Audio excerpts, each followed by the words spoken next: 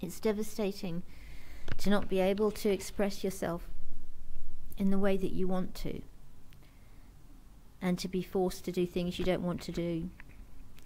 Now, everybody's been forced to do things they don't want to do, and by well-meaning people usually, and people who think that it's better to be fitter or stronger or whatever. Not everybody wants to be a strapping, fit muscle machine. Not everybody's into that. Not everybody wants to climb mountains or fly off them. Not everybody wants to run. Not everybody wants to ride a bike. Not everybody wants to quad bike or go on monster trucks. Not everybody likes loud noises or loud music or crowds. And a lot of people like to read, and they like to solve problems, and they like to do their best in the way that they're able to, the way that they've adjusted to do. So it's very important that people with disabilities are allowed plenty of space and time, and are encouraged to not be depressed, but to eat well, and ensure that people who are highly sensitive don't have refined sugars refined white sugar especially. A lot of people seem sensitive to refined white sugar, and also sensitive to white bread flour, although usually pasta is okay, might be okay, although if it's not, you can try whole wheat pasta or different types of flour, and cut down on the sugar, because anything that's a stimulant is going to be upsetting to the gut. It might be wise to stop doing milk for a while, and to see if there's a gut issue, to see if that could improve it. A lot of intolerances clear up if you just stop the offending foods for a month. I have a diploma in nutrition, so I can tell you this. So there's a lot of things. There's also, you could stop things like tea and coffee are out. You can, if they're offensive, they will show up later for about. I mean, if you stop doing them for a month, tea, coffee, anything with caffeine, or anything sweet drinks, stop them for a month and see if there's a good difference. There usually is, and if you see, what happens is the nervous system is upset very easily, and the slightest cup of tea, the slightest little bit can trigger a huge life-changing event that you don't really want. It could trigger fits, heart troubles, all kinds of awful illness, which you don't want. And it's silly to say, don't be ridiculous because I can do it, you can do it. No, there's no two people are the same. I'm afraid we're all different, and although we have similar systems, we have, you could say, we're like as alike as a banana or a spider.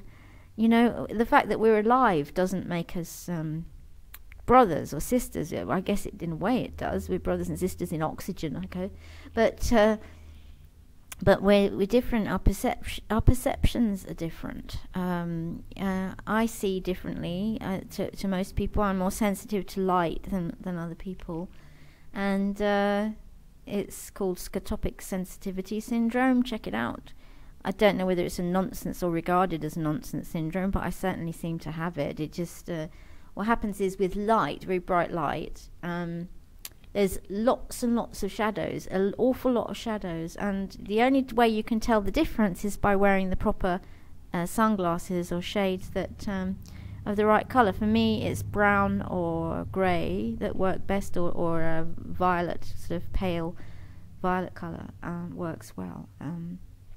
But I can't do red or green or bright yellow. I hate those colours. I can't stand them. But I like them in the spring. You know, I like plants of that colour, but not seeing through glasses that colour. So, and what we like to do is just do our own thing, really, I guess, and solve our own problems and exist, be happy. We don't mean to harm anybody or anything malicious. It's just want to exist in peace, really, and have a laugh. I think Robin Williams was probably a highly sensitive person. He was very funny. I think Frankie Boyle is a highly sensitive person. I think one of my favourite radio presenters, Steve Allen, is a highly sensitive person. I think people who are highly sensitive really do need, they're creative and sensitive to other people's pain, and rescuers, they're not happy unless they're helping out, really.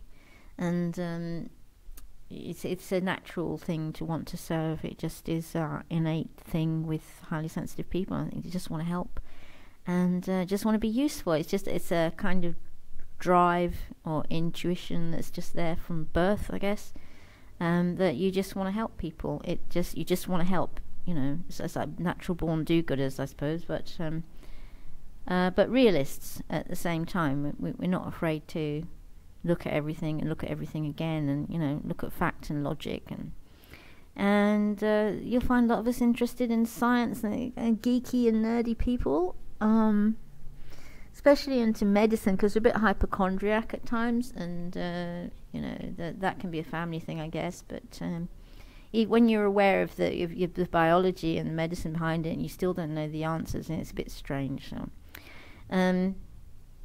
probably in the DNA or something. It'll all come out in the wash. But yeah, it's highly sensitive people. Get them off white sugar, and get them off dairy for a while. If you think of this, Valium and benzodiazepines are tranquilizers. They're calcium channel blockers. So it's only logic to sort of go, well, let's cut down on the calcium for a while and see if that makes a difference. If you're feeling panicky, don't have any dairy. And people need to know that the triggers are sugar and any stimulants, very bad. I wouldn't say don't have a drink. You don't have white wine. Have a small glass of red wine in an evening if you want to have alcohol. And if you're having panic attack problems, you need to get some CBT in there. And seizures and things can be done. I mean, I'm setting up a help thing, and I'll be putting a video on soon of where you can contact me, and I'll be providing details in private of what you can take, what you can do, and how you can think about things to make your life feel better. And I'll be dealing with people who are addicted to anything, who have any negative problems in their lives that they want help with, solutions to business problems too. And I'll be helping people in services, and there'll be special concessions for them. And any questions or anything like that, you feel free to write to me. But highly sensitive people are not the same as most people, and there's visual problems, auditory sometimes. You'll find kids will be school phobic, generally bright children. It may be because the parents are not as bright as the child, and that can be very difficult for parents who can see there's something going on, but they tend to, people have in the past anyway, resorted to sending children to a psychologist because they're intelligent, and of course people who are not very bright will take an intelligent child or gifted child to a psychiatrist, and so we're very vulnerable to bad psychiatry. And you can only appeal to the psychiatrist and say, listen, please don't hurt us, don't send us away, don't send our children away, and don't hurt us, because we're not the same as you, we don't want to be like you. I